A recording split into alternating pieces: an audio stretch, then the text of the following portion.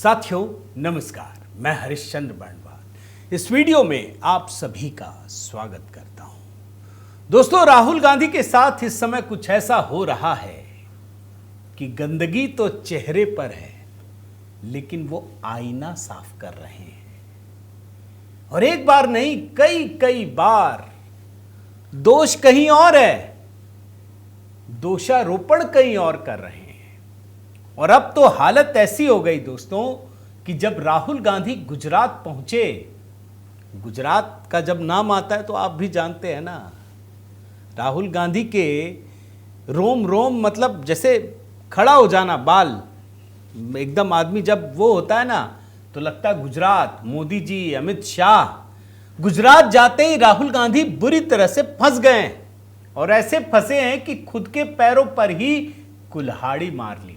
और सिर्फ कुल्हाड़ी ही नहीं मारी, बल्कि जो बात कहते हैं ना कि हां मैं पप्पू हूं, दरअसल उसका भी एक सबूत दिया।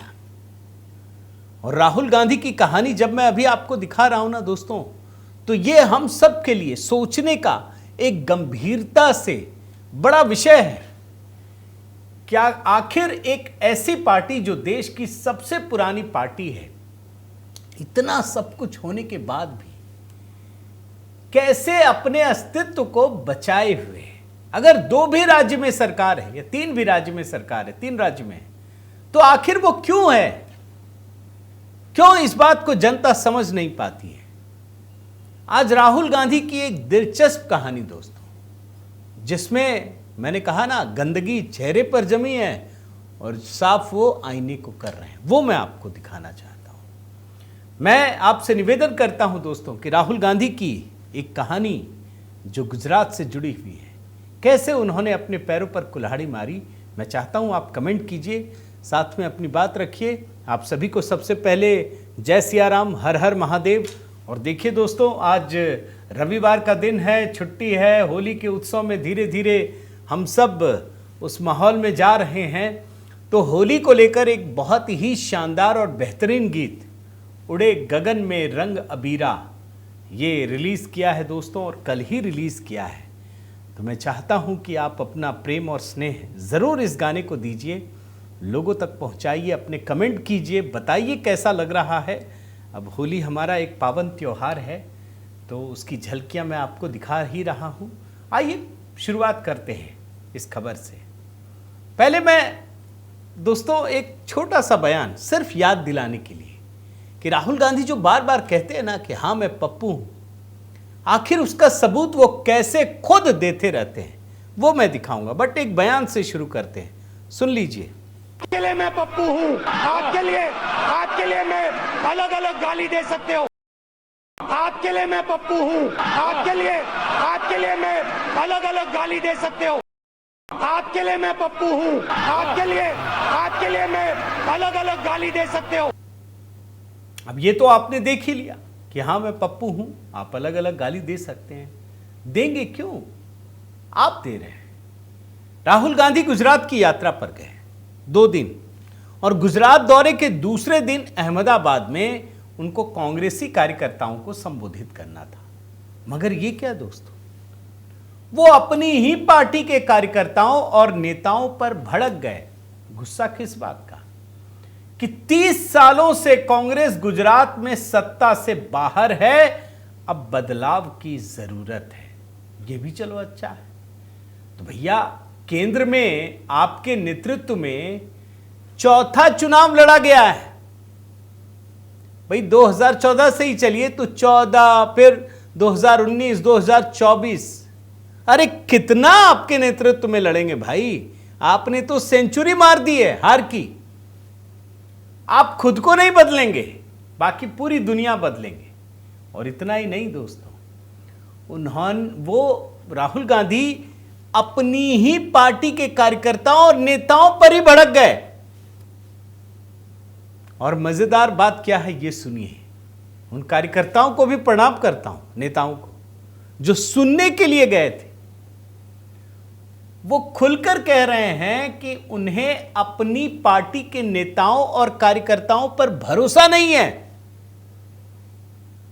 राहुल गांधी ये कह रहे हैं कि गुजरात कांग्रेस में दो तरह के लोग हैं। एक वे जो पार्टी के प्रति, विचारधारा के प्रति प्रतिबद्ध हैं और जनता के लिए काम कर रहे हैं, और दूसरे वे, ध्यान से सुनिए, कांग्रेसियों के बारे में कांग्रेसी बैठक में कह रहे हैं कि कांग्रेस में एक गुट ऐसा है जो भारतीय जनता पार्टी से मिला हुआ है और ऐसे लोगों को दूर करना जरूरी है। वे कांग्रेस के नाम पर काम तो कर रहे हैं लेकिन जनता का सम्मान और काम नहीं कर रहे हैं। गजब है। और ये राहुल गांधी कह सकते हैं दोस्तों कि अगर आपको पता है तो आपने हटाया क्यों नहीं?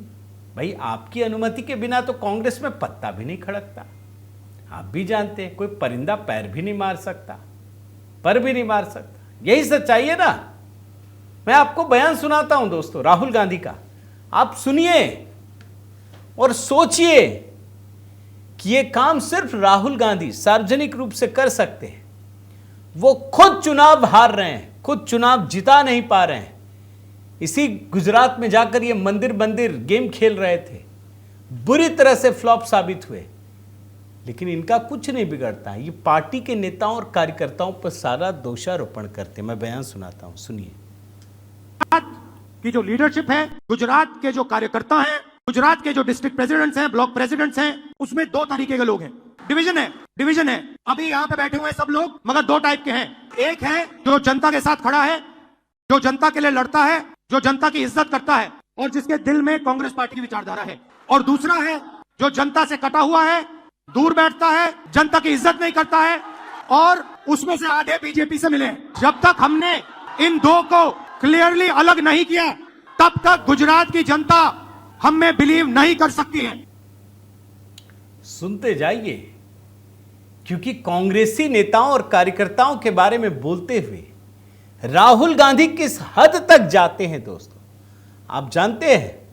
वो एक तरफ बब्बर शेर कहते हैं और कहते हैं कि चेन से बांध करके हमारे नेताओं को रख दिया है।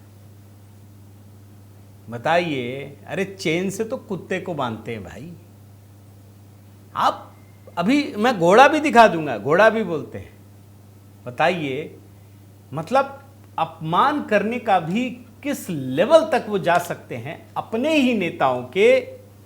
आपको वो हिस्सा सुनाता हूं, आप सुनिए। और सब पर कह रहे हैं, district level, block level, senior level, सबके बारे में कह रहे हैं। सुन लीजिए। पार्टी में नेताओं की कमी नहीं है। District level, block level, senior level नेता है, बब्बर शेर है, मगर पीछे से चेन लगी हुई है और बब्बर शेर बंधे हुए सब। और एक बयान सुनाता हूं। अभी तो समझिए चेन से बांधे हैं, अब घोड़ा भी बताते हैं। इनके नेता घोड़े हैं, शादी के बारात के घोड़े हैं। और इसके बाद राहुल गांधी कहते हैं कि सबको बाहर निकाल दो। उस शोले फिल्म में आपने देखिए ना असरानी का डायलॉग, आधे इधर जाओ, आधे इधर जाओ और बाकी मेरे पीछे आओ। तो राहुल गांधी वही कर रहे हैं। आधा इधर भेज देंगे, बेकार हो तुम, आधा कुछ ज्यादा ही होशियार हो, इधर जाओ, होशियार को तो रखेंगे नहीं, बाकी मेरे पीछे आओ। राहुल गांधी असरानी की भूमिका में आ गए हैं दोस्तों। आपको एक और बयान सुनाता हूं, इसमें दो छोटे छोटे बयान जोड़ दिए कि घोड़े से तुलना, कांग्रेस पार्टी घोड़ा, उसके कार्यकर्ता घोड़ा, और दूसरा सबको चेतावनी दे रहे हैं, अपने ही नेताओं को। सुन लीजिए। के घोड़े होते हैं, एक होता है रेस का, एक होता है शादी का। कांग्रेस पार्टी रेस के घोड़े को बारात में डाल देती है और बारात के घोड़े को रेस में डाल देती है। अब गुजरात की जनता देख रही है, गुजरात की जनता देख रही है, कह रही है भैया कांग्रेस पार्टी ने रेस में बारात का घोड़ा डाल दिया। अगर हमें सख्त कार्रवाई करनी पड़ी, 10, 15, 20, 30, 40 लोगों को निकालना पड़ा, निकाल देना चाहिए। मैं तो निश्चित रूप से दोस्तों कांग्रेस पार्टी के इन घोड़े या जो भी चेन से बांधने के बाद, नाम तो नहीं लिया लेकिन किसको बांधते आप भी जानते हैं, मैं इन सब को प्रणाम करता हूं। आप भी कर लीजिए, कमेंट करके कर दीजिए। बाप रे बाप, आप इतना सब कुछ होने के बाद भी अगर कांग्रेस के नेता हैं, कांग्रेस के कार्यकर्ता हैं, तो आप निश्चित रूप से आप सम्मान के पात्र हैं। आपको तो माने आपकी कोई जगह ही नहीं हो सकती। वो हेमंत विश्व शर्मा जी बोलते हैं ना कि कुत्ते वाली बिस्किट खिला देते थे, ऑफर करते थे, ये वही है और कुछ नहीं है। हेमंत बिस्व शर्मा ने क्यों छोड़ा था कि बुलाया बैठक के लिए और जो कुत्ते को बिस्किट खिला रहे थे वही दे दिया। ये वही है दोस्तों, वही चीज है। और आप देखिए, जो व्यक्ति पिछले 15-20 साल से 100 चुनाव हार चुका है, आज भी वो अपने पार्टी के नेताओं कार्यकर्ताओं की घनघोर बेइज्जती कर रहा है। लेकिन उस पर क्या होगा? कुछ नहीं होगा। उल्टा राहुल गांधी के बयान के बाद कांग्रेस के अध्यक्ष ने, मतलब कांग्रेस के जितने भी देश भर में जिला अध्यक्ष हैं, उसकी दिल्ली में बैठक बुलाई है, जिसमें खड़गे भी होंगे, राहुल गांधी भी होंगे, सभी वरिष्ठ नेता शिरकत करेंगे। और ये मार्च, इसी महीने के आखिर में या अप्रैल अगले महीने के शुरू में ये बैठक होगी कि आइए दिल्ली आओ, बात करनी है। क्या है, क्या चल रहा है आप सोचिए। ये सिर्फ इस देश में हो सकता है दोस्तों, कांग्रेस में हो सकता है। गांधी परिवार के प्रति ऐसी भक्ति, ऐसा घटियापन, ये लोकतंत्र नहीं है। अगर आप सही मायने में समझिए तो लोकतंत्र का मर जाना यही है दोस्तों। लेकिन मैं आपको बता रहा हूं ना, इसके कई डायमेंशन हैं। अगर सीरियसली लीजिए तो भैया ऐसे लोगों को मैं प्रणाम करता हूं, लेकिन अगर लाइटर नोट में लीजिए तो राहुल गांधी ऐसे ही सबूत देते हैं। वो बोलते हैं कि हाँ मैं पप्पू हूं आपके लिए। और आप देखिए, ये पहली बार नहीं है, मैं तो पैटर्न दिखा देता हूं आपको। भाई साल 2013 याद कीजिए, इनकी सरकार ने एक अध्यादेश पारित किया, कैबिनेट, उससे बड़ा कुछ नहीं होता है। मनमोहन सिंह तो बोलते थे कि आइए मंत्री बनिए, बोले नहीं बनेंगे, ये बन भी नहीं पाते। उस कैबिनेट के अध्यादेश को मीडिया के सामने प्रेस कॉन्फ्रेंस में फाड़ दिया था दोस्तों। अपनी ही पूरी सरकार को मजाक का पात्र बना दिया, बेइज्जत किया, अपमानित किया। ये कांग्रेस का अपमान नहीं था, ये भारत सरकार का अपमान था कि देश का कैबिनेट एक सामान्य से सांसद के घुटनों पर आकर झुक गया, बिछ गया और यह अध्यादेश वापस लेना पड़ा था। और इतना ही नहीं दोस्तों, मैं आपको वीडियो दिखाता हूं, बाइट। राहुल गांधी ने लोकसभा में अपनी ही सरकार को नाकाम बताया था और ये कहा था कि हम अनएम्प्लॉयमेंट से लड़ने में नाकाम रहे। सुनिए, राहुल गांधी के कई पक्ष हैं, इस पक्ष को समझिए और ऐसा क्यों करते हैं, इसका जवाब आप चाहें तो कमेंट में दीजिए। जरा ये हिस्सा सुनिए। Not been able to tackle the problem of unemployment. No, neither the UPA government nor today's NDA government has given a clear-cut answer to the youth of India about employment. देखा आपने, एक बार cabinet का note फाड़ दिया, अध्यादेश फाड़ दिया, फिर अपनी सरकार को नाकाम बताया। और अभी हाल ही में दोस्तों, राहुल गांधी सरकार पे हमला करते करते, मोदी जी पे हमला कीजिए कोई बात नहीं, अब तो धर्म पे भी हमला कर रहे हैं, कोई बात नहीं, हिंदुत्व से भी, अचानक से बोलने लगे कि हम इंडियन स्टेट से लड़ रहे हैं। अरे भाजपा आरएसएस से लड़ना तो ठीक है, चलो पॉलिटिकल आइडियोलॉजी, लेकिन इन्होंने कहा कि मैं इंडियन स्टेट से लड़ रहा हूं, we are fighting the Indian state itself. सुनिए, मैं लूप में ये बयान सुनाता हूं। Now fighting the BJP, the RSS and the Indian state itself. We are now fighting the BJP, the RSS and the Indian state itself. और अब जरा लाइटर नोट में ही वीडियो खत्म कर देते हैं आपके लिए। एक बार बोलते बोलते राहुल गांधी ने क्या कहा था, अब ये पप्पूगिरी नहीं तो और क्या है कि भगवान राम ने हिंसा फैलाई, नफरत फैलाई थी क्या, गलत जीएसटी लागू की थी क्या? जरा वो हिस्सा भी सुन लीजिए। राम ने हिंदुस्तान में हिंसा फैलाई थी क्या, नफरत फैलाई थी क्या? ना, भगवान राम ने सबका आदर किया था। गलत जीएसटी तो लागू नहीं की थी ना, नोटबंदी तो नहीं की थी ना।